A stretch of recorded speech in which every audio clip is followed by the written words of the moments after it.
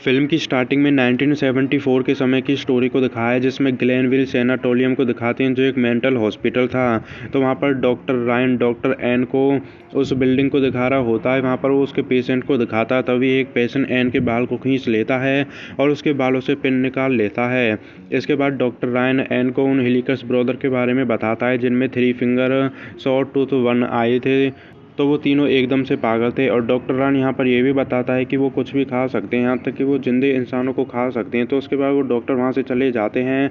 तो वो पेशेंट जिसने एन के बालों में से पिन को निकाल लिया था, वो उस पिन को उन हेलिकस ब्रदर को दे देता है और उसकी मदद से वो गेट को ओपन कर लेते हैं। गेट को ओपन करते ही वो डॉक्टर को मार देते हैं और यार्ड के सारे गेटों को ओपन कर देते हैं। तो उस बिल्डिंग में जितने भी पेशेंट रहते हैं वो सभी बाहर आ जाते हैं और वहाँ पर वो हेलिकस ब्रदर डॉक्टर एन को पकड़ लेते हैं और उसमें बिजली के झटके मारते हैं। उसमें जब तक वो बिजली के झटके मारते हैं तब तक वो पूरी तरह से मर ना जाती है। इसके बाद वो डॉक्टर रायन को भी बुरी तरह से मारते हैं। तो इस बात को अब सालों बीत जाते हैं। अब फिल्म में 2003 के समय की स्टोरी को दिखाते हैं, जिसमें वेस्टर्न यूनिवर्सिटी के कुछ स्टूडेंट को दिखाते हैं। तो वो पहाड़ों में जाने वाले थे कैंपिंग ट्रिप के लिए और उनके ग्रुप में थे Kenya, Sarah, Bridget, Jenna, Daniel, Claire, Kyle, Lauren, Vincent. तो उनका एक फ्रेंड था पोर्टर और वो उसकी केबिन पर ही जाने वाले थे और पोर्टर पहले से ही अपनी केबिन पर चले गया था। वो स्नो मॉबलिंग की मदद से वहाँ जाते हैं और वहाँ पर एक वार्निंग बोर्ड भी रहता है, लेकिन उनको दिखाई नहीं देता है। तो वो सभी रास्ते में रहते हैं, लेकिन वो रास्ता भटक जाते हैं और वो एक रॉन्ग टर्न ले लेते हैं। तो रात हो जाती है और वहाँ पर तूफान भी आ जाता है, लेकिन अभी तक उनको केबिन नहीं मिली थी और उन सभी को काफ़ी ठंड लग रही थी। तभी उनकी नज़र ग्लेनविल सैनाटोरियम पर जाती है, जो एक मेंटल हॉस्पिटल था और जिसमें हेलिकर्स रहते थे, जो हमको फिल्म की स्टार्टिंग में दिखाया था। और वो उसके अंदर चले जाते हैं, क्योंकि उन्हें कहाँ पता था कि इसके अंदर तो हेलिकर्स रहते हैं। तो वहाँ पर वो पोर्टर को इसके बारे में बताने वाले थे, लेकिन उनके फ़ोन में नेटवर्क भी नहीं थे और वहाँ पर वो सभी बातें भी करते हैं और आग भी चलाते हैं। तो वो सभी काफ़ी खुश रहते हैं, क्योंकि उनको रात काटने के लिए एक अच्छी जगह मिल गई थी। तो उसके बाद वो सभी फ्रेंड उस बिल्डिंग को एक्सप्लोर करने के लिए जाते हैं। वहाँ पर वो साथ ही काफ़ी इंजॉय भी करते हैं और वहाँ पर उनको एक वाइन की बोतल भी मिलती है, जिसको विंसेंट ओपन करता है और वो उसे पीते भी हैं। तभी उनको वहाँ पर कुछ फाइल्स मिलती हैं जिसमें हेलिकर्स के बारे में लिखा हुआ था, लेकिन वो उस बात को इग्नोर करते हैं, क्योंकि उन्हें कहाँ पता था कि हेलिकर्स अभी भी इसी बिल्डिंग में हैं। इसके बाद उन हेलिकर्स को दिखाते हैं जो पोर्टर की डेड बॉडी को ग्लेनविल सैनाटोरियम बिल्डिंग में लेकर आते हैं। तो अब वो हेलिकर्स भी उस बिल्डिंग में आ गए थे।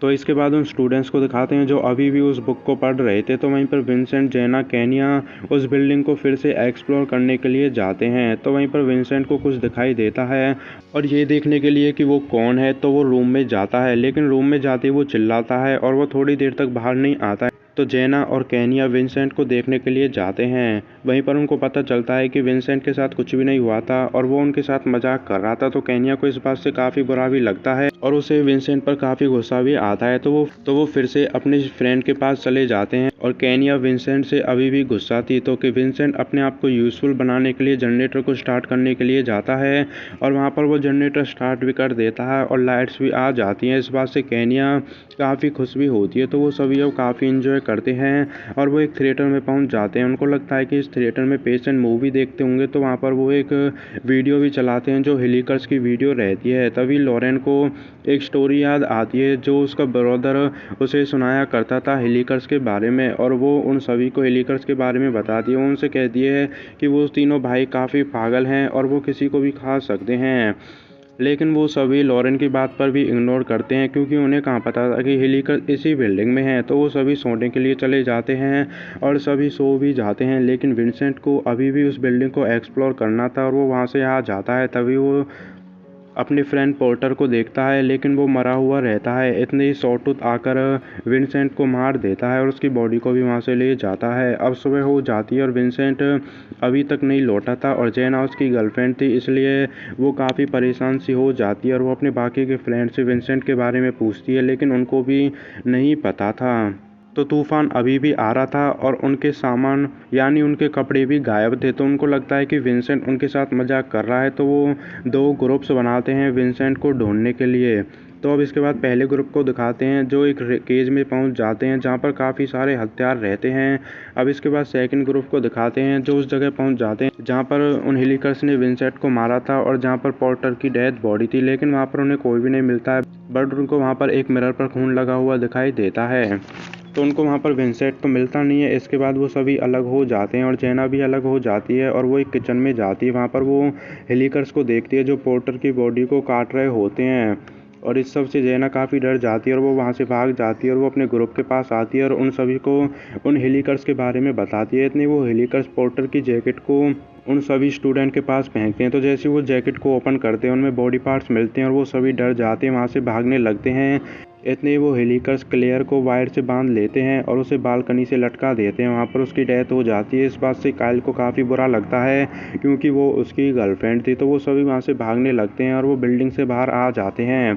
तभी वो देखते हैं कि उनकी स्नो मॉबलिंग से उन हेलिकर्स ने स्पार्क प्लग वायर निकाल दिए हैं। तो उनके पास कोई जैकेट भी नहीं थी जिससे वो ठंड से बच सकें और वो यहाँ से बाहर नहीं जा सकते थे। वो पूरी तरह से फंस गए थे। लेकिन लॉरेन के पास जैकेट थी और वो फैसला करती है यहाँ से बाहर निकलने का अकेले ही, ताकि वो बाहर जाकर हेल्प को बुला सके। तो वो वहाँ से चले जाती है और बाकी के लोग फिर से बिल्डिंग में चले जाते हैं क्योंकि उनको ठंड से बचना था और वो एक डॉक्टर के ऑफिस में जाकर डोर लॉक कर लेते हैं। तो उनको उन हेलिकर से निपटने के लिए हथियारों की ज़रूरत थी, इसलिए वो फिर से उसी केज में जाने का फैसला करते हैं जिसमें उनको हथियार मिले थे। तो काइल, डैनियल और सारा उन हथियारों को लेने के लिए नीचे जाते हैं, लेकिन थ्री फिंगर उनका पीछा करता है और काइल, डैनियल, सारा उस केज में छुप जाते हैं। अब इसके बाद उन बाकी के स्टूडेंट को दिखाते हैं जो डॉक्टर के ऑफिस में थे। तो वहाँ पर वन आई आता और वो ड्रिल मशीन की मदद से डोर में एक छेद कर देता है। उसमें से वो हाथ को निकालकर केन्या के बालों को खींचने लगता है, लेकिन ब्रिजिट चाकू लेकर वन आई में चाकू मारती है और इससे वो केन्या को भी बचा लेती है और वन आई वहाँ से चले जाता है।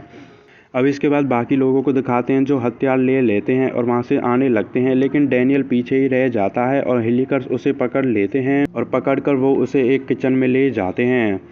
अब इसके बाद सारा और काइल को दिखाते हैं जो रूम में आ जाते हैं, लेकिन तभी उनको पता चलता है कि डैनियल वहाँ पर नहीं आता और उनको रियलाइज हो जाता है कि डैनियल को उन हेलिकर्स ने पकड़ लिया है। तभी उनको वहाँ पर डैनियल की चिल्लाने की आवाज़ भी आती है। अब इसके बाद डैनियल को दिखाते हैं जो उस किचन में रहता है और वो हेलिकर्स उसे बांध देते हैं और वो उसकी स्किन को काट कर उबले हुए ऑयल में उस स्किन को उबाल कर खाते भी हैं। वो उसे जिंदा ही काट कर खा रहे थे। तो बाकी के स्टूडेंट उन हेलिकर्स को मारने का फैसला करते हैं ताकि वो डैनियल को बचा सकें। तो अब इसके बाद डैनियल को दिखाते हैं तो वो हेलिकर्स अभी भी उसे काट रहे थे और वो उसे जिंदा काट कर खाते रहते हैं। तो अब उन स्टूडेंट को दिखाते हैं जो उस किचन के पास आ जाते हैं। तो काइल पहले उस किचन के पास जाता है ये देखने के लिए कहीं वो ट्रैप तो नहीं है। तो वहाँ पर वो देखता है कि वो हेलिकर्स सच में डैनियल को काट रहे थे और डैनियल को दिखाते हैं तो वो हेलिकर्स उसे तब तक काटते हैं जब तक कि वो मर नहीं जाता है। तो काइल किचन से बाहर आ जाता है और वो अपने फ्रेंड्स को इन सब के बारे में बताता है। तो वो उन हेलिकर्स को मारने का प्लान बनाते हैं और वो सभी एकदम से उन हेलिकर्स पर हमला बोल देते हैं। तो वो हेलिकर्स वहाँ से भागने लगते हैं और वो अपने यार्ड में चले जाते हैं। वहाँ पर वो स्टूडेंट उन्हें लॉक भी कर देते हैं।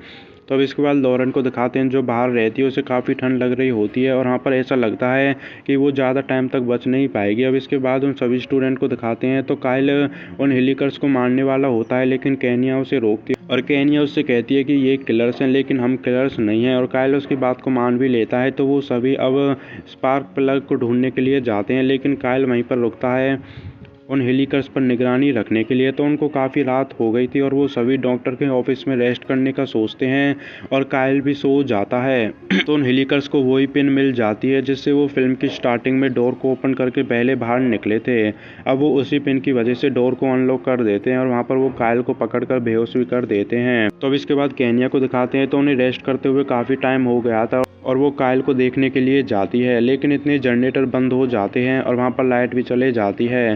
तभी केन्या देखती है कि हेलिकर्स वहाँ से भाग गए हैं और काइल भी वहाँ पर गायब रहता है। तभी केन्या अपनी फ्रेंड्स के पास आती है और उन सभी को इसके बारे में बताती है। तभी वो देखते हैं कि डोर के आगे कोई आता है। वो काइल रहता है, लेकिन उनको लगता है कि वो हेलिकर्स है और वो सभी लड़कियां चाकू से उसे मार देती हैं। उसमें वो तब तक चाकू मारती हैं जब तक कि वो मर ना जाता। तभी उनको पता चलता है कि वो तो काइल था।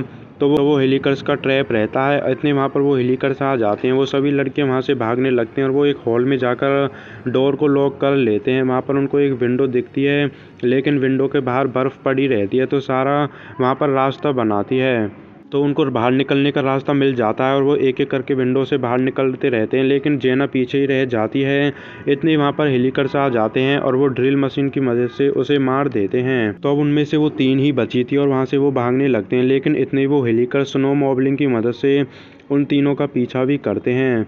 तो वो ब्रिडजिट को अपने साथ ले जाते हैं, लेकिन ब्रिडजिट अपने आप को छुड़ा लेती है। तो वहाँ पर केनिया भी घायल हो गई थी। तभी सारा वहाँ पर देखती है कि वो हेलिकर्स ब्रिडजिट को स्नो मॉबलिंग की वजह से मार देते हैं। वहाँ पर उसका चुरकट बन जाता है। तो उनको हेलिकर्स से भागते भागते सुबह हो जाती है। अब इसके बाद लॉरेन को दिखाते हैं जो बर्फ़ में जम गई थी और उसकी वहाँ पर डेथ हो जाती है। अब केनिया को दिखाते हैं जिसके पीछे एक हेलिकर्स रहता है, लेकिन सारा आकर केनिया को बचा लेती है और वो उस हेलिकर्स को उसकी स्नो मॉबलिंग को लेकर वहाँ से जा रहे होते हैं। लेकिन तो वो रेजर वायर ट्रैप से जाते हैं और उससे उन दोनों की गर्दन भी कट जाती है। वहाँ पर उन दोनों की डेथ हो जाती है। तो थ्री फिंगर आकर उनकी गर्दन को ट्रक में ले जाता है और यहीं पर फिल्म ख़त्म हो जाती है।